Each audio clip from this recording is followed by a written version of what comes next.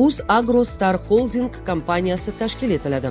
UzAgroStar Holding kompaniyasi faoliyatini tashkil etish to'g'risidagi prezident qarori qabul qilindi.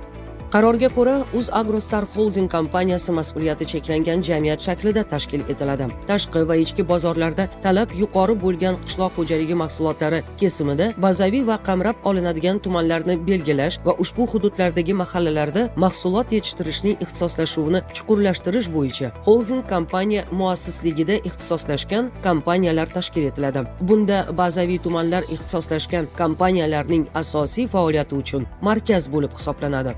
Aholi tomorqalarida va dehqon xo'jaligi yer maydonlarida mahsulot yetishtirish bo'yicha ixtisoslashuvni rag'batlantirish maqsadida quyidagi moliyaviy qo'llab-quvvatlash instrumentlari joriy etiladi.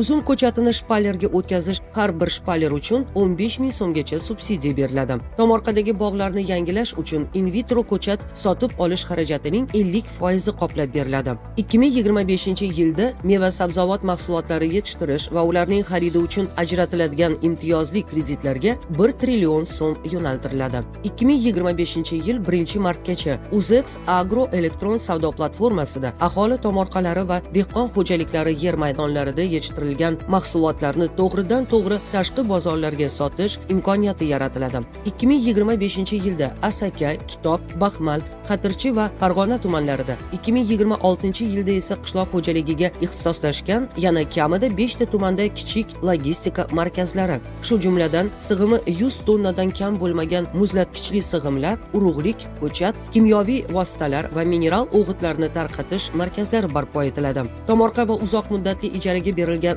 yer maydonlari egalariga onlayn maslahat va ma'lumot olish, moliyaviy xizmatlardan foydalanish hamda mahsulotlarni sotish bo'yicha yagona xizmat ko'rsatish va monitoring qilish platformasi ishga tushiriladi. Platformada dehqonlarga yetishtiradigan mahsulotining 70% gacha miqdorda imtiyozli onlayn kredit ajratish tizimi ishga tushiriladi.